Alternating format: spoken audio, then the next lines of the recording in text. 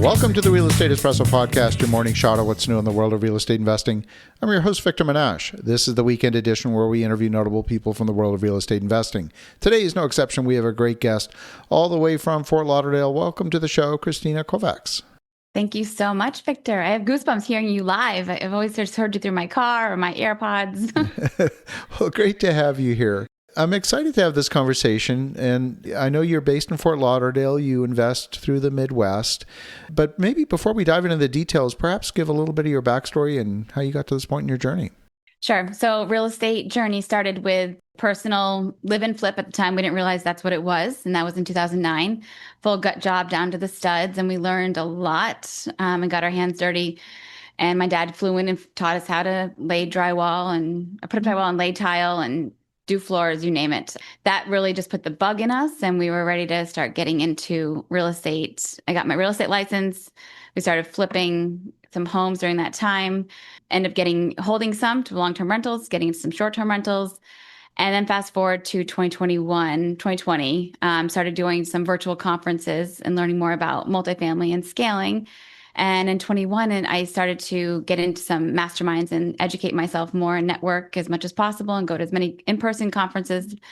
Then here I am now and investing in the Midwest and a little bit in Pennsylvania as well, sub 100 unit properties. Now, that particular unit size, the second I hear sub 100 units, there's this kind of magical break point somewhere between 75 and 120 units where you can start to dedicate property manager. And anything less than that, you're really dealing with fractional property management, maybe third-party management. That is definite. When you don't control the resource, it's more difficult to manage. How is that working for you? Because, of course, you're geographically distant from the property as well. Exactly. Yeah, I do have a 54 unit with partners who are vertically integrated, and they manage that property incredibly. And I'm so blessed to have them.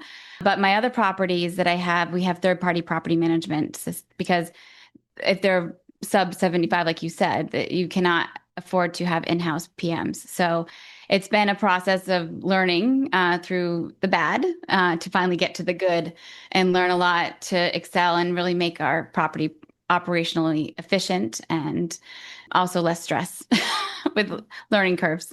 The hardest thing to manage is a property that's too small because it needs all of the same functions that a large property does. It needs cleaning of the common areas. It needs garbage pickup, all of those things, landscaping, maintenance, and so on, needs all those things. And if it's not enough to capture someone's attention, then it's somebody's side hustle, and that means it's less reliable on average, right? So how do you make that work? Are you taking one of the residents and paying them a fee to do common area cleanup? That's a common technique. There's many different approaches, but how do you make it work so it happens reliably?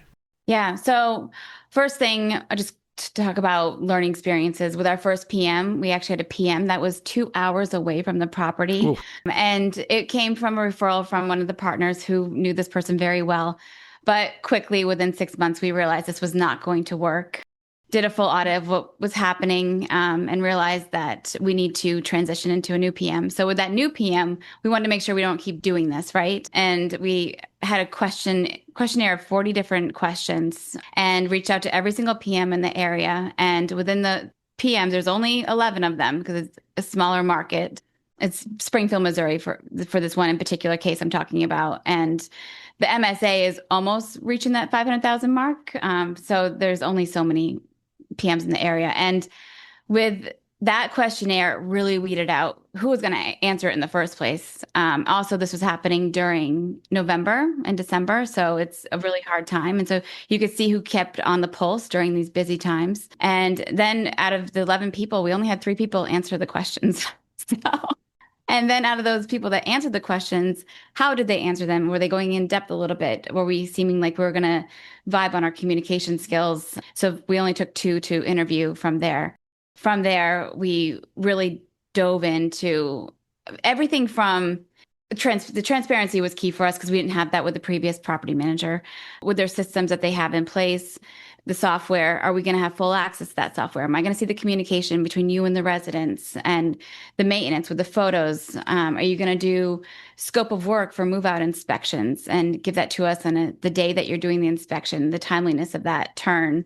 Pass-through fees, that's something that the leasing fees, the renewal fees, they just keep adding, adding, adding. So seeing where we would align on our bottom line when we came down to it. Also, with the leasing fee structure, we did not get treated too favorably with that. There was a lot of turnover with that type of structure. So we chose to go with a firm that did not charge that and just did a flat fee. And then the extra expenses they charge for construction management or maintenance. So we actually asked, how much do you charge for a 1.5 ton, 13 SEER unit? So we can get specific numbers on these things that we knew we had to replace, because it ranged back then before we had the turn with the efficiencies. It was only $3,500 or $3,000 versus $5,000 or $6,000 that some people were charging. So if you think about this, I'm going to make a sweeping generalization here that's probably inaccurate, but let's say that there's two mindsets when it comes to property managers. They're the ones that think like owners, and they recognize that the pathway for them to maximizing their revenue is to maximize the revenue for the owner. And then there's the other folks that believe that their pathway to maximizing their income is through fees, and they're going to do it on the back of the owner, irrespective of how well the owner does. And sadly, I think it's that second one are the majority. And you really want the ones that think like owners, where your interests are aligned. How did that come across in your interview process? Were you able to make that distinction? Were you able to find someone not only who would provide you transparency, but would be willing to walk in your shoes? Yes, and actually with the promptness of how they replied was everything. And also being open to email and text that are, even though they're managing 1,000 units, seeing how fast and efficient they were communicating with us and how prompt they were, and not just using ChatGPT replies, just being real.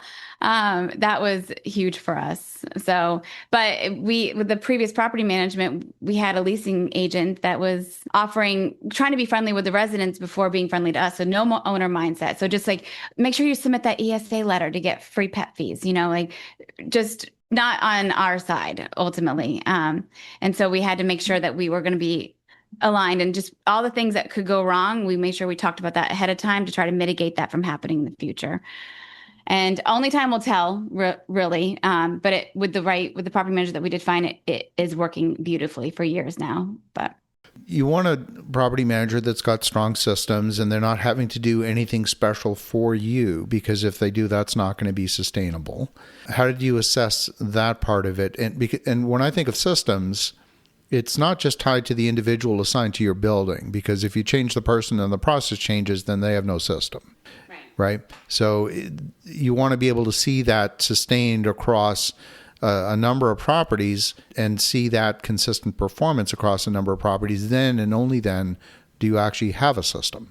Right. So one thing with this property manager that we end up going with, it's the actual owner of the company. And even though that they manage 1,000 units, somehow she makes the time to give us that personal attention and service. And then her daughter is also working with her. So when she transitions out and retires, that was part of it. Like, we know that this is not going to be a relationship that could change because she's going to retire, or it's going to be just put on to someone else who doesn't have an owner mindset. So having an actual owner that helps other owners and not just staff that could be transient, then that was part of it.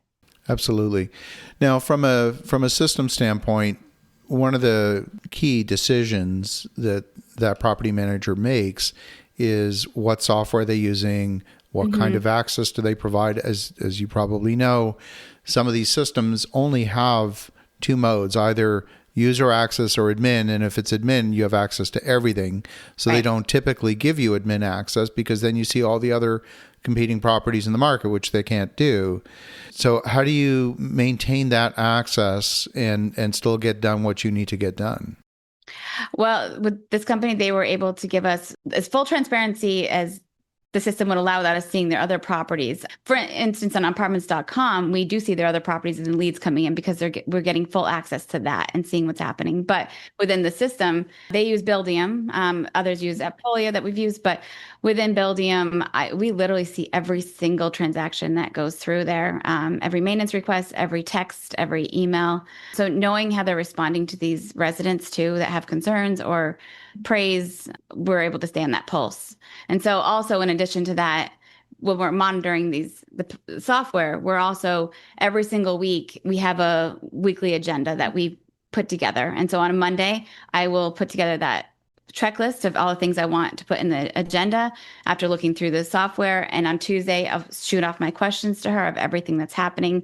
So it starts with what's happening with leasing and leads, what's happening, general operations on the building side of things. If we're doing any major CapEx work, updates on that. Then specific unit issues, we'll just dive into every single unit and see what's going on with the maintenance requests that happen, how fast that turn was.